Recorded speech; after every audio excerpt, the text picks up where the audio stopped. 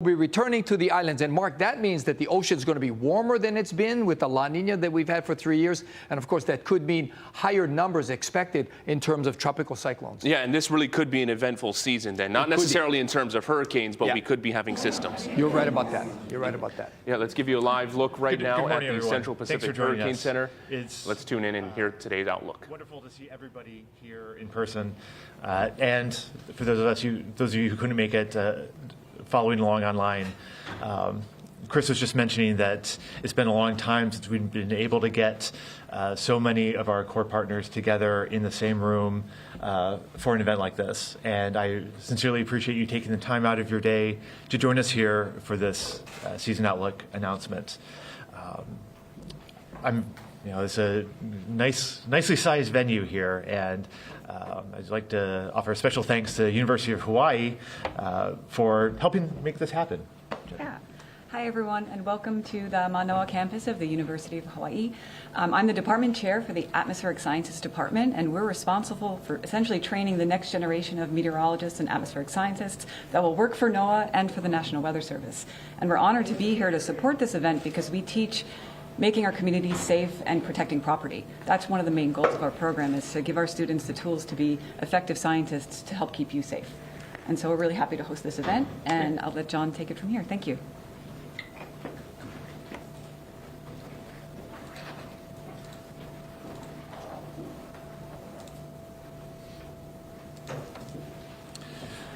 First up, I would like to invite Kevin Kodama, the Senior Service Hydrologist with the National Weather Service, for the wet season review and the dry season outlook.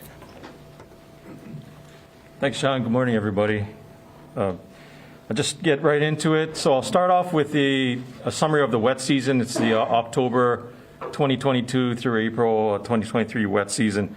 We started the wet season with at least severe to extreme drought in portions of all 4 counties. As you know or may not know, we just finished our 3rd consecutive year of La Nina, which affected the wet season during that time. Back in October, I don't know if you recall, the wet season forecast was for above average rainfall, especially from December through April. And I think overall it came to be. We had near to above average rainfall at most locations. You can see it on the map. This is percent of average map for the whole state, and your greens, blues, and purples, that's where you have near to above average rainfall. And the yellows, oranges, and reds are below average, and not too much yellows, oranges, and reds, so which is a bit different from what we've seen in previous years. But we started the wet season pretty slow. October and November was overall a bit below average. And then in December, we had some frontal systems come by, brought us some good amounts of rain. And then we had an anomaly there, like late December through around mid-January was fairly dry. So that kind of threw things for a loop. But, it kind of set the stage for, hey, we're going to get this turnaround. And we ended up with pretty wet conditions from mid-January onward, all the way through, through April, in fact. And even in May, we had out-of-season heavy rain events just pretty recently. So by mid-February, all the drought across the state was gone. It was, we had enough rain and conditions settled out in terms of a drought. In April, we had some dry conditions, but it was just localized dryness. Portions of windward West Maui and the Hamakua coast had some moderate drought, but that's all been removed as well. So in terms of statistics, we ended up with a top 10 wettest wet season in the last 30 years. It was overall the 9th wettest. Some highlights from specific locations or Kauai, overall above average rainfall during the wet season. Lihue Airport actually had its 8th wettest wet season in the last 30 years. Oahu was near average, so it's pretty much across the island, pretty close to average. Maui County, near to above average. Molokai Airport is notable. It actually had its 2nd wettest wet season. And on the Big Island, the windward side had near average totals. But on the Kona side and portions of the northwest, the rest of the island pretty much had wetter than average conditions. So what are we looking at in terms of the dry season, which is now May through September? Probabilities strongly favor El Nino development during the summer, and then that El Nino is expected to persist into next year. And the Climate Prediction Center is forecasting actually below average rainfall for the dry season. Note that it's a bit different because normally during the onset of an El Nino, you're expecting our dry season to have above average rainfall, but this year's different. And it's not unprecedented. It's happened before, most recently back in 2009, where we ended up with actually the ninth driest dry season in 30 years, even though that was the onset summer for an El Nino. So what we're looking at is drought to develop at some point during the summer and then progressively get worse throughout the summer, so that by the end of the dry season, fully expecting we're going to have some areas with severe and possibly extreme drought again, especially in the leeward areas of the Big Island and Maui County. Unfortunately, what that also means with El Nino in place is that dryness, that drought is probably going to extend through the wet season, the next wet season, and into the next dry season. So if 2009, 2010 is an analog, that was one of our worst droughts that we've had in the last 30 to 50 years. So not looking good in terms of rainfall. So this greenness that you see outside right now, hope you enjoyed it. Take that one last look and watch it fade away over the next few months. Impacts, it's probably going to be it's going to be worse for the non-irrigated agricultural community. So your ranch, your livestock, your ranch lands, forage, that's going to be impacted the most and also the fastest. And also water systems dependent on stream water diversions, especially, for instance, upcountry Maui, West Maui, those areas depend a lot on stream diversions. And then residents that rely on water catchment systems. A lot of those in the Puna district, for instance, on the Big Island, they're going to be impacted. You know, you have any significant amount of dryness, lack of rain, or even reduced amount below normal rainfall, and they're going to have shortages. From the wildfire perspective, we're looking at, because of the wet conditions that we had during this wet season, we're looking for a bit of a later start to the fire season, but that's going to rapidly build in as the summer dryness occurs. So instead of the normal late July to early August timeframe for what we call red flag threshold, it might be a bit later than that, but still we're expecting, a wildfire season with all of the fuels that we have that were built up during this wet season. So that's all I had in the handouts that you'll be getting later. Mm-hmm. Yeah. In the packets, there's going to be links to these maps if you're interested, and also some links to the Climate Outlook Climate Prediction Center. And thank you.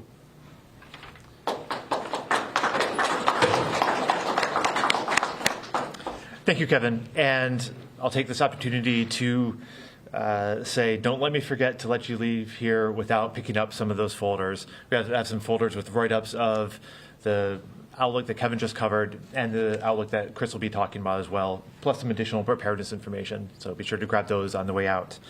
And with that, I'd like to invite Governor Green up to say a few words. Aloha. Just a few words, and we're going to do a really quick proclamation. First of all, thank you, everyone, for bringing science to this discipline. I appreciate that to no end. This is a very serious topic.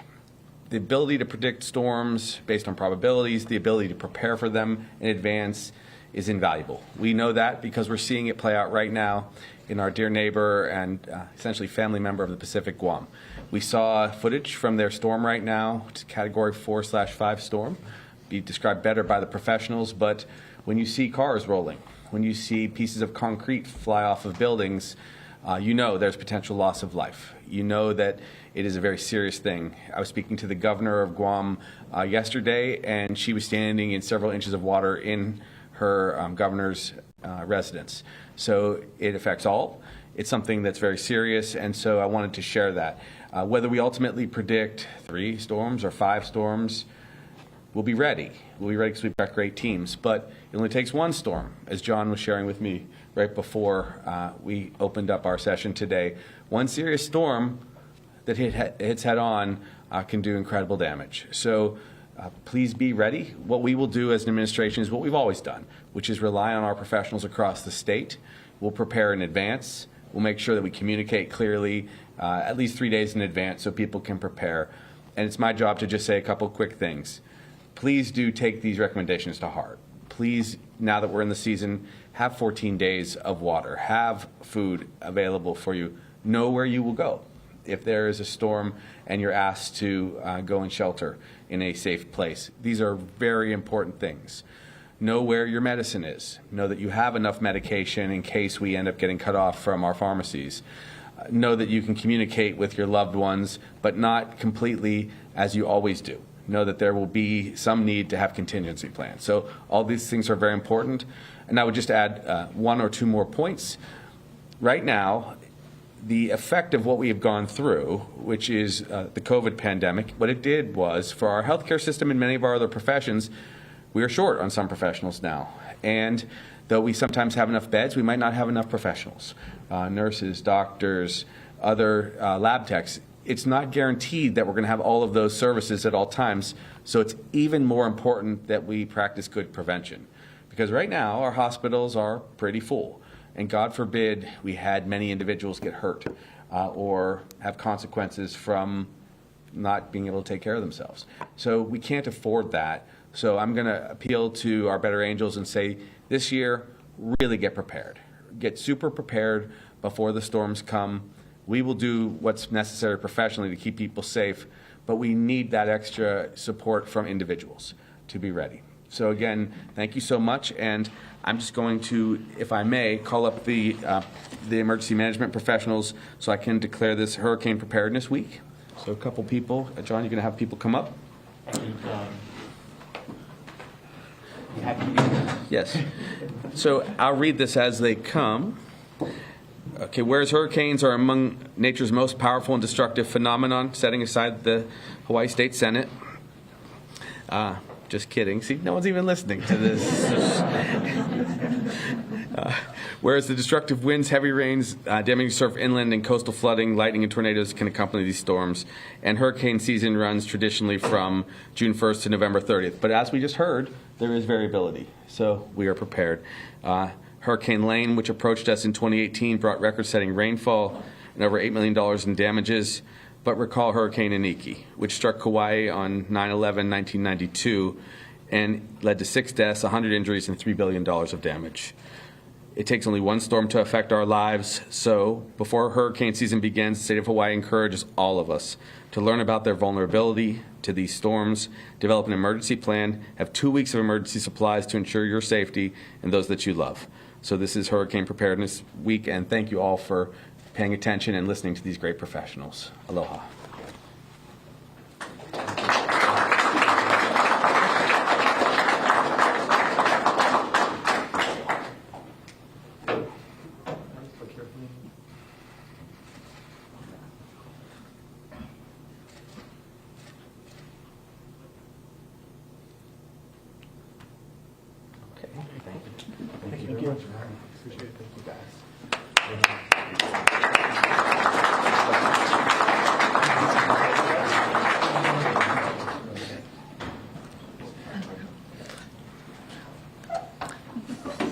As we get resituated with the audience, I'd like to invite our special preparedness speaker up here, Laura K. Rand from Hawaii Food Bank.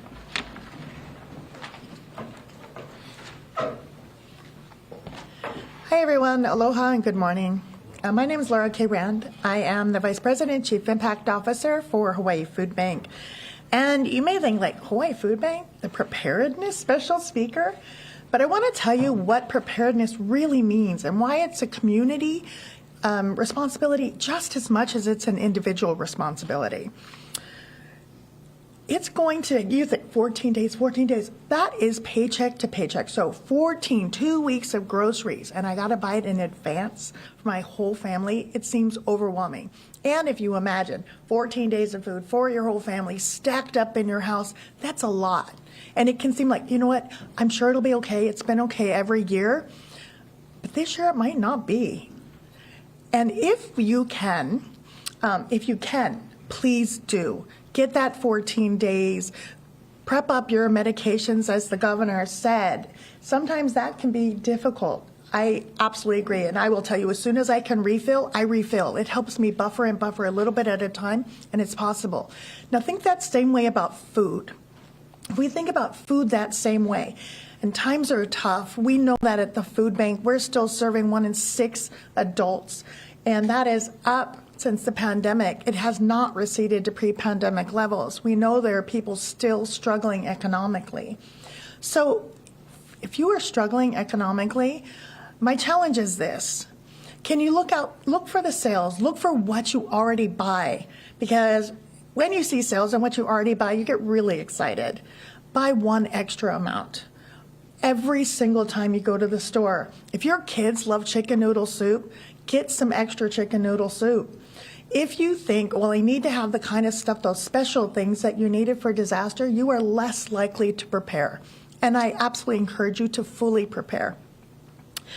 Over the years, Maui Food Bank, the Food Basket, Hawaii Food Bank on Oahu and Kauai, we've developed a strong reputation for jumping in and helping whenever we can. But we can only do so much. We would like to stand together as a whole community. We're partners with you. And if you can do a little bit more, please prepare a little bit more. I have some relatives that don't prepare, and I prepare a little bit more knowing they're going to need some help during that time. And I'm going to challenge, if you can do more, do more. Your neighbor might be housebound and may need some help during that time. Somebody else may be economically strapped. Maybe they blew a tire last week, and your extra preparation can help. We know Hawaii is a strong, cohesive community, and it will take a strong, cohesive community because it's going to take a little longer for relief and help, assistance, backup, recovery, because we're a remote island in the Pacific. It may take all that 14 days. And if you need help, if you are struggling, and if I build an emergency kit, I'm going to eat it next week because payday's not till Friday, then I would ask that you talk to your friends and your family and your neighbor, and you ask them if they can help you to stock up. Can they help you to move forward? The food banks, we will all stand in the gap. We will help every way that we can to do that. I have one extra little challenge.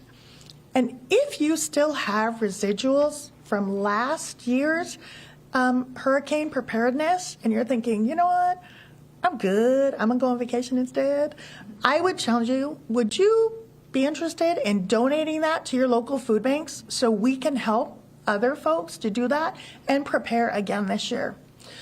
At Hawaii Food Bank, Maui Food Bank, the Food Basket, the other thing that we're doing to help is we know that some folks, 14 days, it's beyond. Every day is an emergency when it comes to food. So we're sending out this week, it is Hurricane Preparedness Week, and we are sending out extra boxes of food to the people that we serve and suggesting that they hold on to those for the next 6 months. And if they don't need them, then that's groceries they don't need to buy in December. And I ask that you help us to do that. The other thing is sometimes it's really humbling to admit that you need food.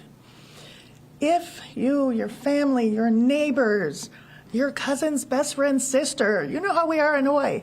If you know of somebody that needs help, please reach out to your local food banks. We are here not only during disasters, but every single day. And we want to stand in the gap to everyone else. And mostly we just say thank you for the outpouring of support during every disaster, during every Kona low, during every hurricane, during every global pandemic. Like, thank you for the outpouring of generosity and support. Together, we can all keep Hawaii strong.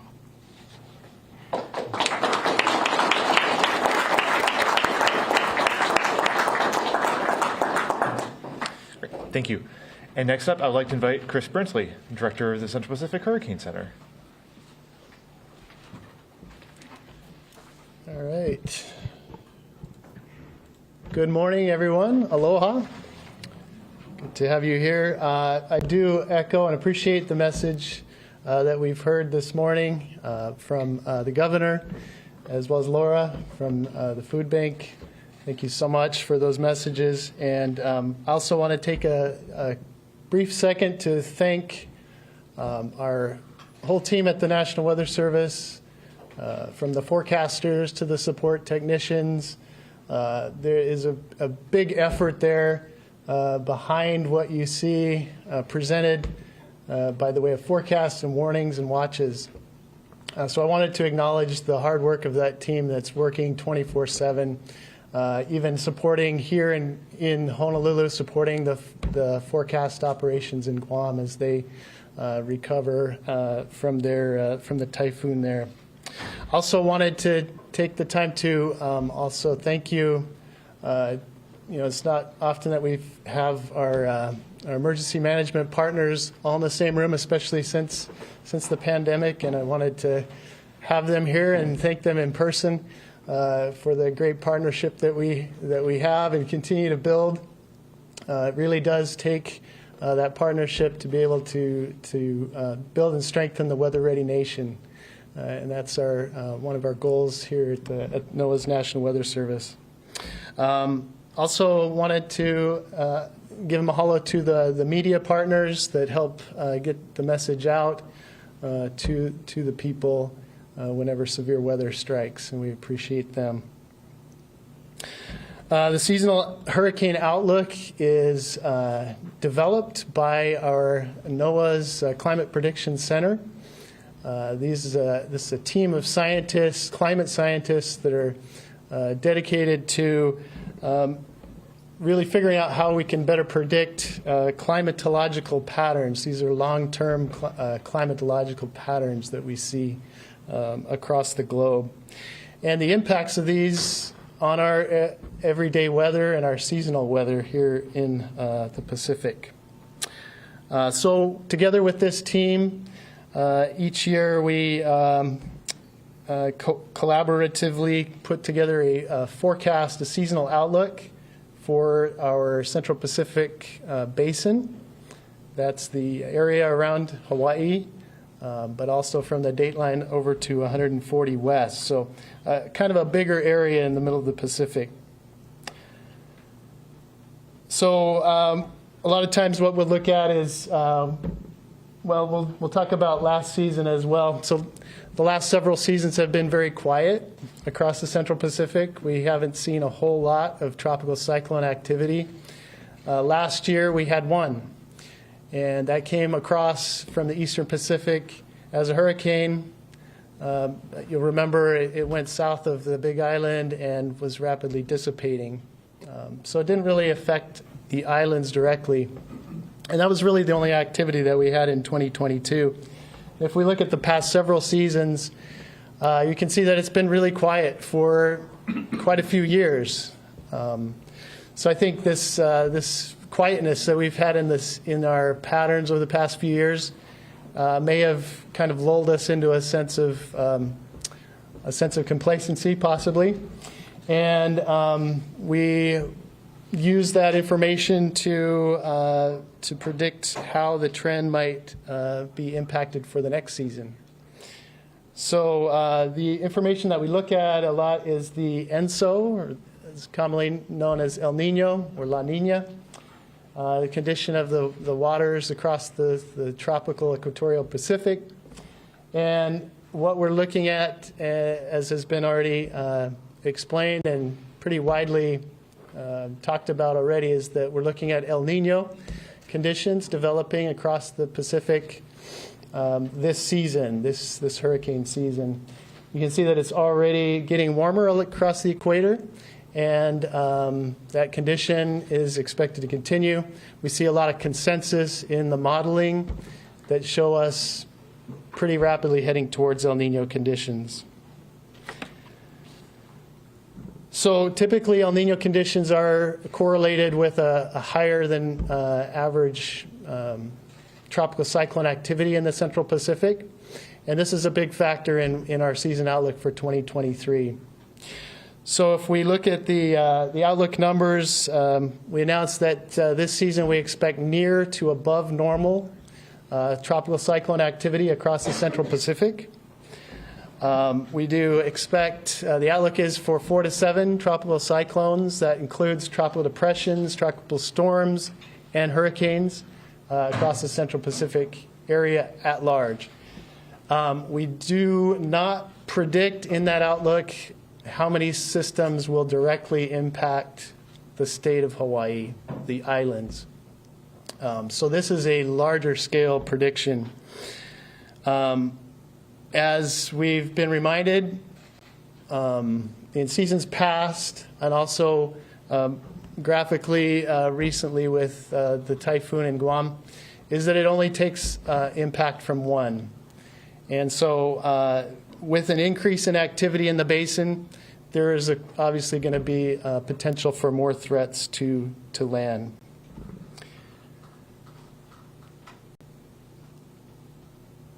We just want to emphasize that as we've had lack of activity the last several seasons, that may have lulled us to let our guards down, that it's very important that as we see an upswing in activity expected this season, that it's more important than ever to review your emergency plan and your emergency kit, and to make sure that you are prepared, that you know where to get the information, the official information, that you heed your local and public safety officials as the information comes down. Together, we can make all of our communities more resilient and more prepared this hurricane season through each of our actions and as a collective. And that is all I have. Thank you very much.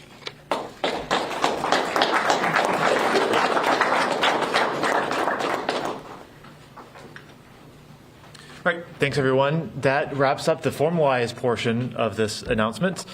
We will be around, Chris, Kevin, myself, and many of our forecasters as well, scattered throughout the audience. In case there's any follow-up questions that you're interested in, we also obviously have a lot of the emergency management community here that we would like to encourage some interactions there as well. So with that, I'll say thank you for joining us and have a good morning. All right, so that concludes the briefing from the Central Pacific Hurricane Center. Forecasters provided their outlook on what we can expect this hurricane season. Officially begins a week from today. So Guy, you saw the breakdown there. So when you hear above normal hurricane season, what are the first things that come to mind? Well, that we should all be prepared. It only takes one, right? Look at Guam. They haven't been under threat, so far, but it was early in the season. And look, they already got whacked big time by one. So the number of tropical cyclones this year expected to be above average, 4 to 7. And like Mr. Bravender said, it's anything from a tropical depression, a tropical storm, or a hurricane. That's in the Central Pacific Basin, not necessarily in Hawaii. The average is 4 to 5. Last year, we're coming off of La Nina for the last 3 years. We only had one in the Central Pacific Basin, and the average is actually 2 to 4. So we're looking good as we head into the hurricane season, but still, above average news, that means we got to be even more prepared than normal. Yeah, and we heard from the forecasters that, just because you look at this number here, 4 to 7 projected, that doesn't mean a direct hit. No, not to at the all. Islands. So this is any system that's forming in the Pacific. Can you break down for us a kind of timetable on, when you hear of a storm forming, kind of just how everything develops and what should be the course of Well, action? sometimes they form very far away, like as far away as 3,000 miles, right? Almost 3,000 miles in the East Pacific. Sometimes they form in the Central Pacific and doesn't give us a lot of notice. But generally when they form, we'll have a couple of days. That's the good thing about a hurricane. It gives us time to prepare. So take all those watches, warnings, and advisories to heart. Yeah, be prepared. Jennifer Robbins will have a live interview coming up on This Is Now. Mahalo for tuning in. Aloha.